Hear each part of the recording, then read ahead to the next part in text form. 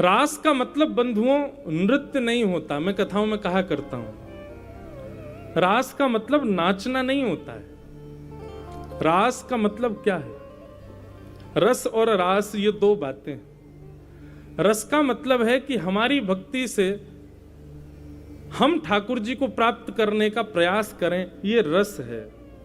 पर हमारी भक्ति से प्रसन्न श्याम सुंदर हमसे मिलने को आ जाएं, ये रास है।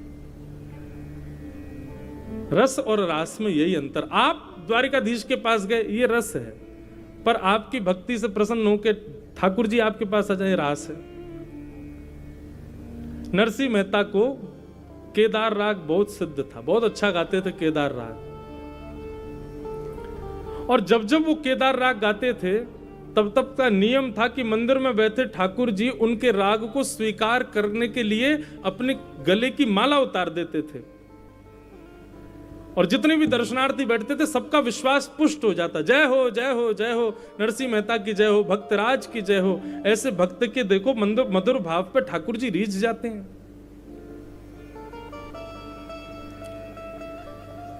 पर कुछ लोगों ने नरसिंह मेहता की परीक्षा लेने के लिए नरसिंह मेहता से कहा, तुम अपने हाथ से बना के लाते हो माला, ऐसे धागे की बना के लाते हो कि वो इतनी भारी होती, थोड़ी बहुत देर में टूटी जाती, उसी समय तुम केदार राग गा देते हो, इसलिए ठाकुर जी की माला गिरती है। कोई ठाकुर जी उतारते नहीं है उसको।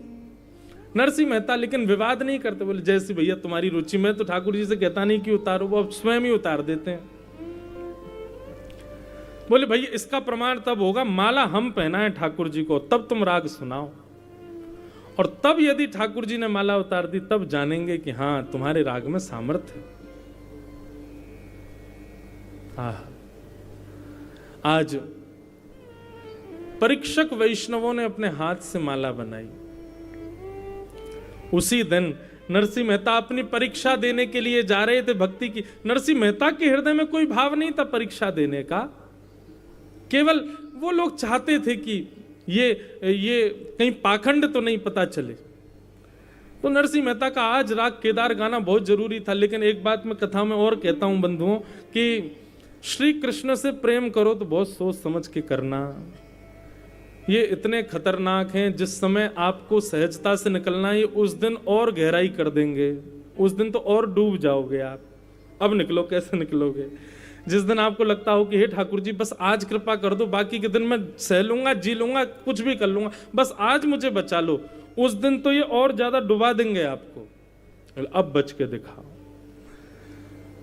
नरसिंह मेहता रोज राग केदार गाने जाते, तब कोई बात नहीं थी। लेकिन आज जब वहां परीक्षा होनी है, तब जैसे ही घर से निकले तो एक जगह से कर्जा लिया हुआ था नरसिंह मेहता ने, वो आ गया और आकर के नरसिंह मेहता से बोले तुमने कर्जा नहीं चुकाया हमारा। मेहता जी बोले मैं कर दूंगा, ब्याज सहित लौटा दूंगा आपका, आप मुझे आज क्षमा कर दो। बोले नहीं, ये रोज तुम्हारी कल होती जा रही है, ऐसे ही तुम जो है बढ़ाते जा रहे हो, कोई नहीं सुनेंगे हम तुम्हारी, अब तो तुम हमारा सारा धन वापस करो।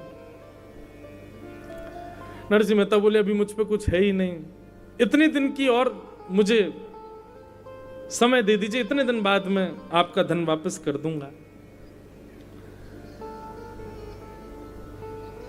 व्यापारी ने कहा, बोले कि तुम पे विश्वास नहीं करूंगा, कहीं भाग गए तो अपनी कोई बहुमूल्य वस्तु मुझको दे करके जाओ।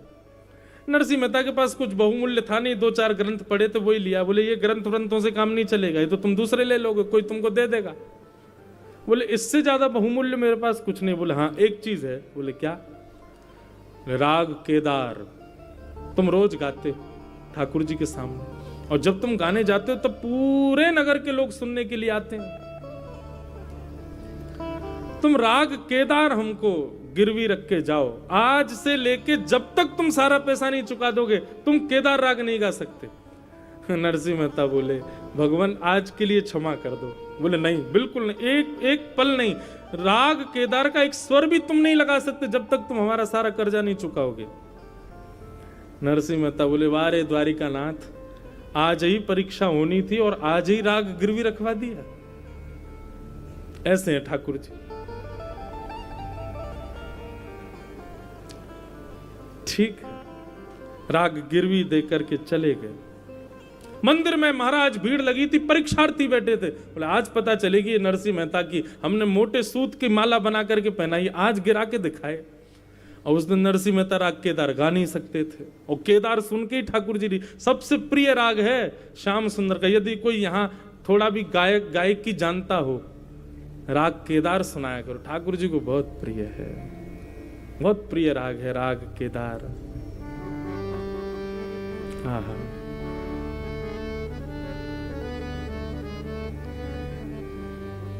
बहुत सुंदर राग है। प्रीत ही सौंपई है प्रीत नारी झई है, प्रीत ही सौंपई है प्रीतम, प्रीत ही सौंपई। बहुत प्रिय राग है ठाकुर जी को। भगवान ने नरसिंह मेहता को वचन दिया है कि नरसिंह, दुनिया में कोई भी व्यक्ति राग केदार गाएगा और जैसे ही केदार में मेरे भक्ति भाव गाएगा, उस समय मैं त्रिलोकी छोड़ करके उसके पास पहुंच जाऊंगा, उसके पास निश्चित आता हूं। तो नरसिंह मेहता गए, भैरव गाने लगे, भैरवी गाने लगे, भीम पलासी गाने लगे, यमन गाने लगे, दुनिया भर के राग गाए। सामने परीक्षार्थी बैठे थे। बोले ना तो माला हिल रही है और ना तुम्हारा केदार आ रहा है। बोले गा रहा हूं ना, अभी थोड़ी देर रुक जाओ, गाता हूं अभी। अब नरसिंह मेहता सोच रहे हैं, हे नाथ मेरी रक्षा करो, लाज बचाओ। भीतर खड़े गिरधर गोपाल जी की दतुइयां और दिखने लगी, मारो ठेंगा दिखा रहे। बोले आज नहीं बचाऊंगा, गाओ, माला गिरवा के दिखाओ। अब नरसिंह मेहता ने भाव रखा कि चलो केदार गा देता हूं, कौन सा सेठ देख रहा। बस एक स्वर लगाया ही था, इतने में सेठ के 4 वहां पर दूत भी खड़े थे। बोले नरसिंह जी केदार नहीं, गिरवी रखा है। नरसिंह मेहता बोले अच्छा आप लोग भी हैं यहाँ पे? बोले हाँ। नरसिंह मेहता सोचने लगे, जय हो नाथ, मुझे मेरी रक्षा की चिंता नहीं है, मुझे इस बात की चिंता नहीं कि लोग मुझे पाखंडी कहेंगे, मुझे इस बात की चिंता नहीं कि लोग मेरे बारे में क्या कहेंगे, लेकिन प्रभु जाएगी लाज तुम्हारी। ये जितने वैष्णव यहां आपकी भक्ति कर रहे हैं ना, आधे कम हो जाएंगे कल से। सबका हृदय टूट जाएगा, सबके हृदय की भक्ति के भाव पर कुठाराघात हो जाएगा ठाकुर जी, यदि आज आपकी माला नहीं गिरी और मैंने केदार नहीं गाया तो। प्रभु जी मोरी का बिगड़ेगी, जाएगी लाज तिहारी। आहा, जब ये भाव कहा कि नाथ मुझे अपनी चिंता नहीं है, मुझे आपकी भक्ति की चिंता है, नाथ कौन विश्वास करेगा उस पर। नरसिंह मेहता ने जब ये भाव कहा, इतने में ही ठाकुर जी नरसिंह मेहता का रूप धारण करके और नगर में भ्रमण करते करते उस सेठ के पास पहुंच गए। और सेठ के पास जाकर के बोले, ले लो तुम्हारा सारा कर्जा हमने वापस करिए, ब्याज सहित लो, ले लो, सब कुछ दे दिया, उसका जितना पैसा था सब वापस कर दिया, ब्याज सहित दे दिया। और बोले सुनो, पर्ची पे लिख के दो, हमारा राग केदार मुक्त हुआ, अपने हस्ताक्षर करो। सेठ जी बड़े प्रसन्न हो गए, वाह नरसिंह मेहता, कोई बड़ा यजमान मिला होगा तुमको, इतने सारा धन लेके आए। तुरंत लिख करके हस्ताक्षर कर दिया, बोले राग केदार मुक्त हुआ।